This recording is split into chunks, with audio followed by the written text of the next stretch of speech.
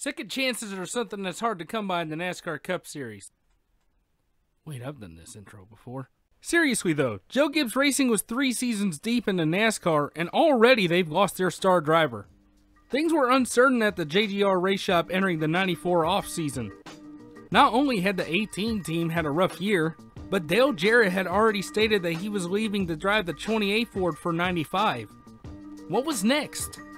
Should Joe Gibbs just close up shop and go back to coaching football? Well, that's what some people thought. But Coach Gibbs had one more trick up his sleeve. Enter one of my favorite drivers and 1991 Busch Series champion, Bobby Labonte.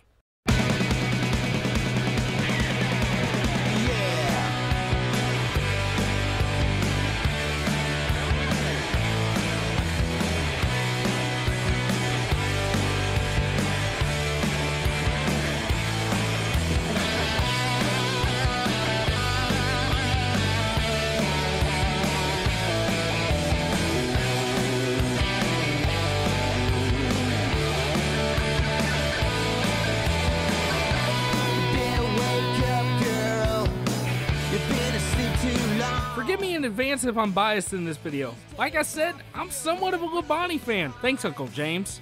But I will try my best to be as openly honest as possible. So, who is Bobby Labonte? Well, like I said, he was the 1991 Busch Series champion, now called the Xfinity Series. But his career has a lot more depth than that. Born in Texas in 1964, Bobby began racing at the wee age of 5. Following his brother's footsteps by racing quarter midgets at local events. Oh right, I forgot. His brother is 2-time Cup champ and NASCAR Hall of Famer Terry Labonte, but I'll try not to compare his career to Terry's too much. Later, when his brother started racing in NASCAR, him and his family moved to North Carolina. There, he'd race in the NASCAR International Sedan Series, which is a whole other rabbit hole in itself. This was in 1980. By 1982, Bobby was making his first start in the Busch Series at Martinsville. At only 16 years old, Bobby would finish 30th. Despite his anticipation to race, Labonte graduated from high school and then made his next start in the Busch Series in 1985. This time making 2 starts driving for his own team. Labonte would go off and on in the Busch Series until 1990, where he finally went full-time, once again driving for himself. Only a year later, he would walk away with the 1991 championship after winning 2 races. That same year, he would make 2 starts in the Winston Cup Series. But in 1993, he would go full-time, driving the number 22 Maxwell House Ford Thunderbird for Bill Davis Racing. He would go winless in 93 and 94, but 1995 was about to be a game changer.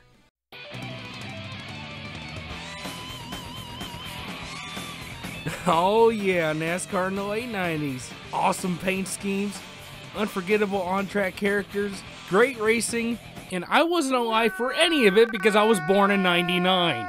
But no doubt, the popularity of NASCAR was in the upswing.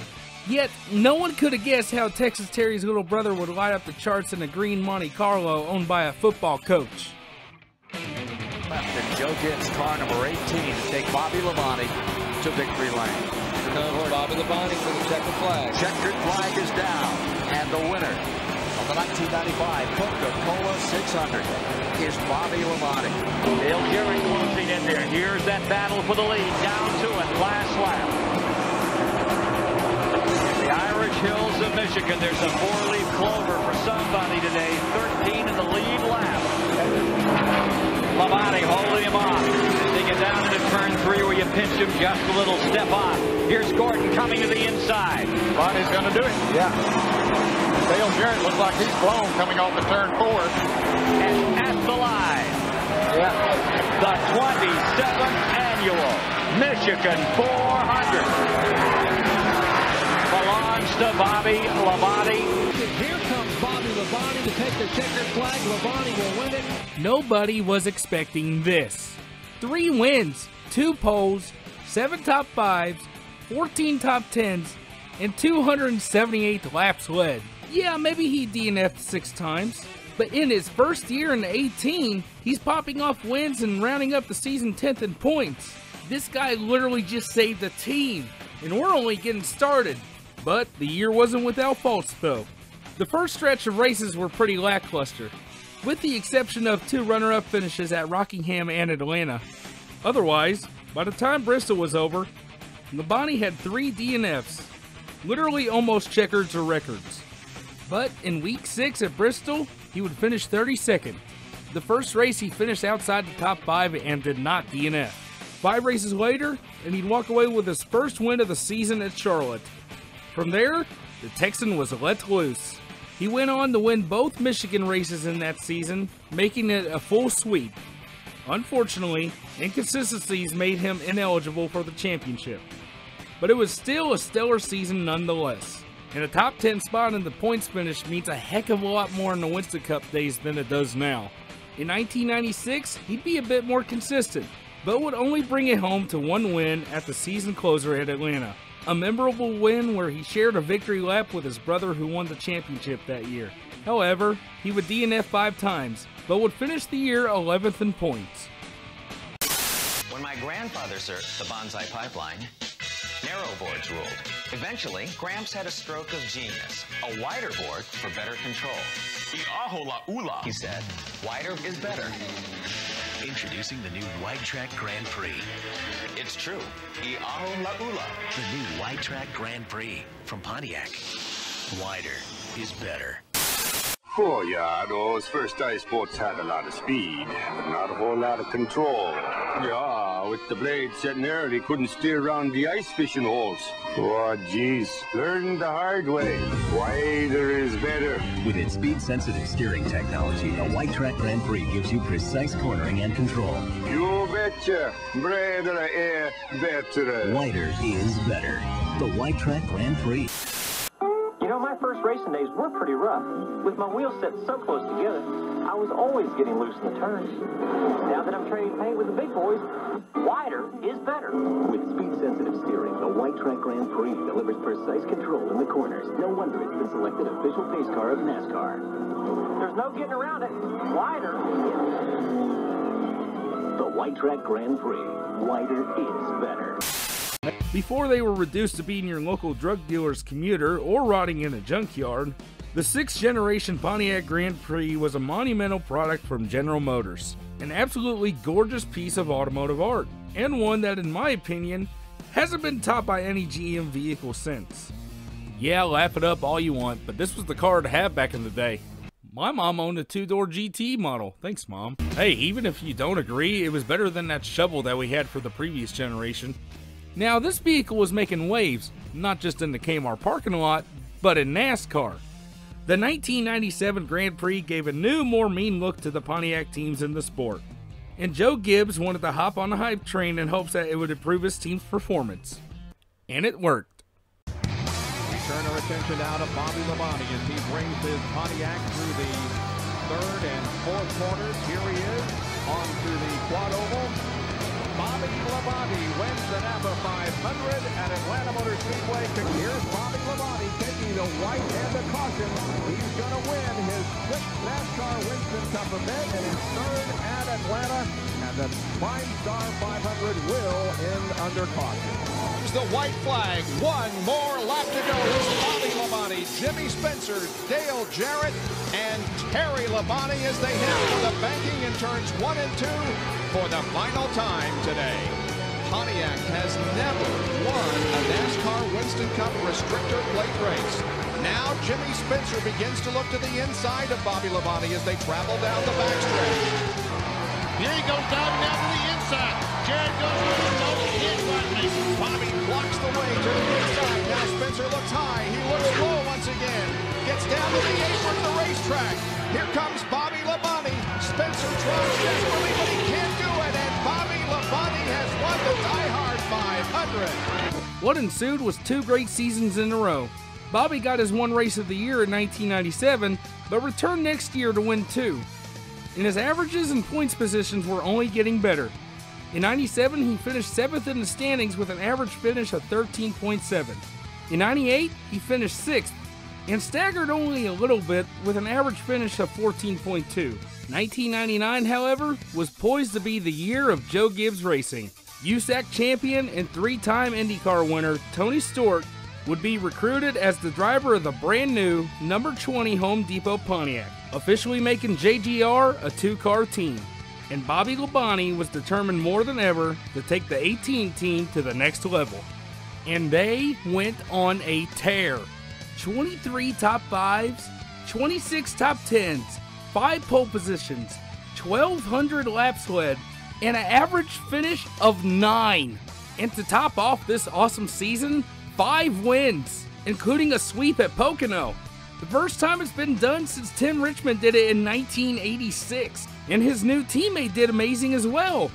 Tony Stewart, a driver who has never made any Cup Series starts and barely has any experience in a stock car at all, garnered 3 wins, a record for the most amount of wins in a rookie season. Finally, Joe Gibbs Racing and the 18 team was at the top of their game. Surely they went home with the Winston Cup. What? Second? To who? What? Oh, yeah! Yeah, do you remember Dale Jarrett? You know, the guy who drove the 18 car before Bobby Labonte and left for Robert Yates Racing in '94? Yeah, he's a champion now, and he beat his whole team by 201 points. That sucks. Dale Jarrett had already cemented his championship at Homestead, a whole race before the season finale in Atlanta. This was a huge slap in the face to JGR and the team of the 18 car. But the only thing they could do was just come back next season and retaliate by doing better. Do you like the conditioner and shampoo in one? Well, yeah, you know, I do, but it does leave my hair a little oily and dang it!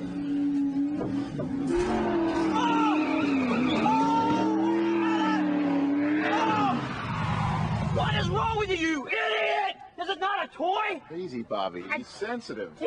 What if he tore it up? I can't believe. You've got some big ones, my friend. I didn't think you had it in you. Scratch here. There's a dent over here.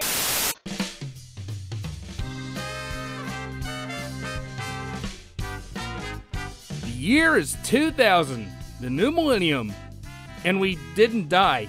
Most important to us, though, NASCAR is back at Daytona and is hyping up what is said to be one of the greatest seasons ever. Everything was new. NASCAR royalty Dale Earnhardt Jr. would start his first full-time season in the Cup Series after winning 2 consecutive Busch Series titles. Matt Kenseth would make his first full-time season and would later be crowned Rookie of the Year. Darrell Waltrip would announce his last full-time year to step down to become a commentator. The brand new Chevrolet Monte Carlo would make its first start, as well as the redesigned Ford Taurus. And this year would be the last time the season finale would be held at Atlanta Motor Speedway. But first of all, the season opens with the Daytona 500. Bobby Labonte would qualify 27th, but still had a solid chance at the big event. Come Sunday after the green flag flew, he spent the whole race passing cars. He would finish the race just outside of the top 5, losing to... darn it. Coming into the next race at Rockingham, it was Rusty Wallace who had the car to beat. Bobby would qualify 3rd with Dale Earnhardt behind him. The same way they'd finish, except in 1st and 2nd. 2/10 seconds back, not enough time. Bobby Labonte wins at Rockingham for the first time in his 15th NASCAR Winston Cup race here. It would be a while before Labonte got his next win. The first 10 races on the schedule each saw a different driver in victory lane. He got close at Atlanta but was edged out by Dale Earnhardt, who, after having a few dry years, was on a rebound to win his 8th championship. Here comes Bobby Labonte making a charge. They come toward the line. Who will it be? It is going to be... I don't know. I don't either. Will look like Earnhardt just by a little bit. That was one of the closest finishes in the history of NASCAR. And Chalky Myers said, who won? Who won? By week 10, he was in the points lead, but it wouldn't be until week 20 at Indianapolis that he'd pop off another win. Bobby Labonte from Corpus Christi, Texas, wins the 7th Brickyard 400 at Indianapolis. By then, the gate was open. Labonte would capture 2 more wins at Darlington and Charlotte. By the time the second to last race was wrapped up, Bobby had already won the championship by a margin of 265 points to Dale Earnhardt. Yeah, the pre-playoff championships could be kind of uneventful. 4 wins, 19 top 5s, 24 top 10s, 465 laps led, and an average finish of 7.4. And to top it all off, the Winston Cup Championship. Bobby Labonte, the 24th NASCAR Winston Cup champion, closes out Jeff Burton and Dale Earnhardt with a 4th place finish at the Pennzoil 400 in Homestead today. Finally! After narrowly missing out on the championship the previous season, not only does he come back to win it next year, but dominates. Bobby Labonte, by becoming the 24th driver to win a Cup Series championship, also became the first driver ever to win both a Busch Series and Cup Series title in their career. And of course, the first championship ever for Joe Gibbs Racing, less than a decade after their founding. Well, the future was bright. Bobby Labonte was officially a NASCAR Cup Series champion and was now a staple in the 18 Cars legacy. So, what's next? Well, the team started planning and prepping for next year. They had proven they could win, and now they were going to push for 2 in a row. 2001 was going to be theirs.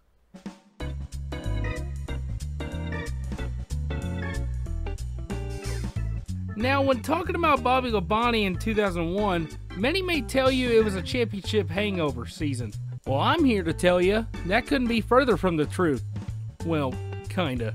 Labonte would DNF a total of 6 times, 2 of his most infamous being his crash in the Daytona 500 and his flip at Talladega later that year while blocking for the lead. In between those 2 were 2 wins though, including a close showdown with Dale Earnhardt Jr. at Pocono, finally breaking a 24 race losing streak. May not have time to get. Oh, here he goes. Junior ducks low. Labonte's got the outside lane as they head for turn 3. Bobby's got the run to the outside. They squeeze. Labonte takes the lead. 2 laps to go.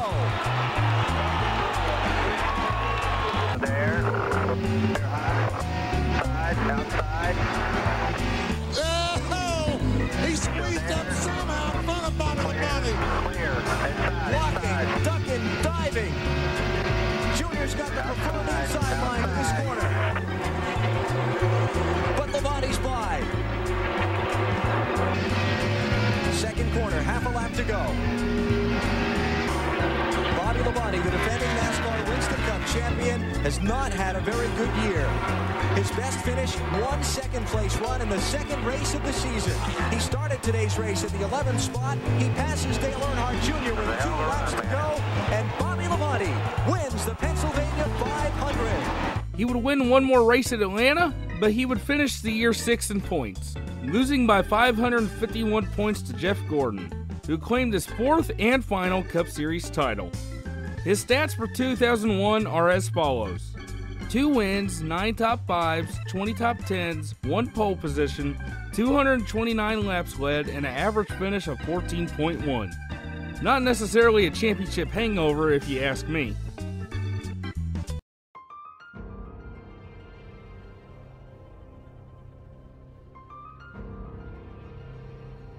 As someone who probably spends way too much time on Racing Reference researching drivers and looking up their stats, I can say this. So many times you see talented driver stats and you can see where they start to fade into obscurity. And they usually never get another shot. It's kind of depressing. Like I said before, second chances in NASCAR are hard to come by. Now as for Bobby Labonte, I wouldn't necessarily say his racing career has faded, seeing as how he's still active in the Modified Series, but in the Cup Series, it's evident. Keep in mind, I'm speaking as a fan, not an analyst. Starting off, 2002 was a step down from his 01 performance. 1 win, 5 top 5s, 7 top 10s, and 16th in points, with an average finish of 19.8. However, Tony Stewart, Bobby's teammate, would walk away with a championship that year. Things seemed hopeful for 2003. Joe Gibbs Racing was switching back over to Chevrolet, and much anticipation was surrounding the team after Tony's championship. And things were actually better for the 18 team this year. They scored 2 wins and finished the year 8th in points, but they DNF'd 5 times, including a fiery crash at Chicagoland. And Bobby Labonte has the window now down. He's trying to get out of that car, and he doesn't. He's out of there. A lot of change was in the air for 2004. Gone were the days of the Winston Cup era scoring. In was the new Chase for the Cup format, the original iteration of what is now known as the NASCAR playoffs. Bobby Labonte would fight and claw all year, but would miss the cutoff by just 2 positions, placing him 12th in points at the end of the season. And now, he was dwindling even more. 5 top 5s, 11 top 10s, and for the first time since his second full-time season in 1994, he would go winless. But there was still hope for 2005, not just for the 18 team, but also for Joe Gibbs Racing as a whole.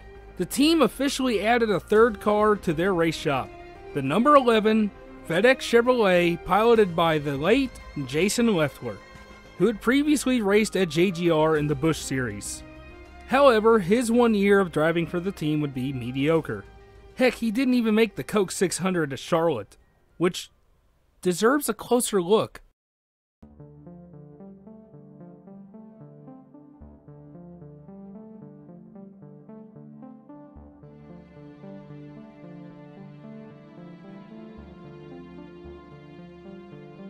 The Coca-Cola 600 is the longest race on the schedule, and the one in 2005 took NASCAR's version of an endurance race and cranked it up to 11. After a record-setting 22 cautions and a controversial wreck between teammates Dale Earnhardt Jr. and Darrell Waltrip, the race finally ended after 5 hours. On lap 100, the 3rd caution flag came out thanks to a multi-car pileup. Bobby Labonte, who was at the time a lap down, got the free pass, giving him his lap back. This will be a huge break for Bobby Labonte. The 18 car, he will get the free pass. He'll be back on the lead laps. During the closing laps, with several drivers out of contention thanks to the race becoming a demolition derby, Bobby suddenly realized he has a chance. Now you may have noticed Labonte isn't driving his green Interstate Battery Chevy.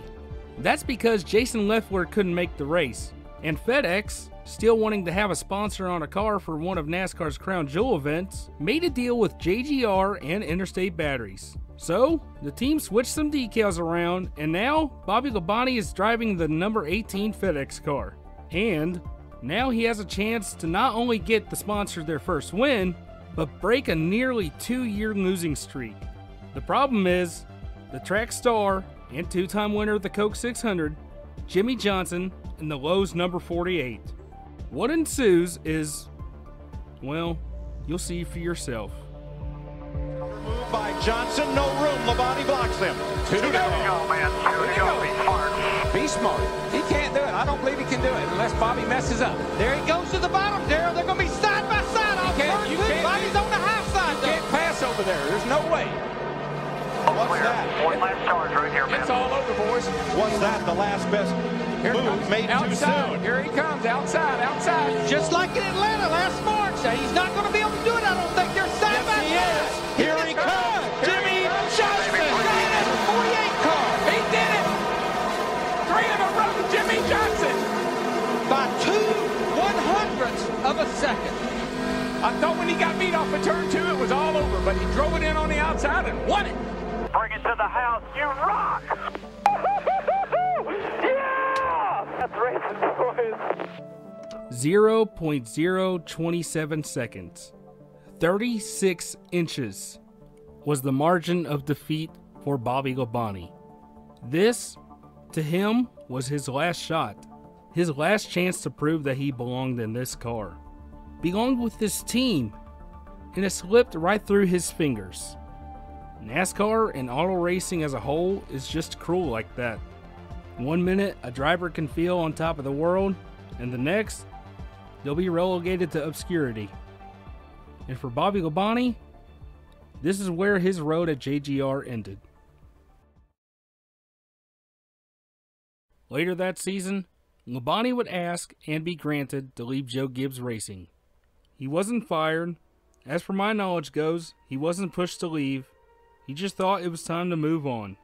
In his mind, he had failed Joe Gibbs, and so he made the call. For 2006, Bobby would be picked up by Richard Petty Motorsports to drive the number 43 Dodge. From there, his competitive days of racing in the Cup Series were over. In 2011, he drove the 47 for JTG Daughtry Racing. By the end of 2012, he was retired full-time from racing, and by the end of 2016, he was done with Cup Series racing altogether. He would never win in the top series of NASCAR ever again.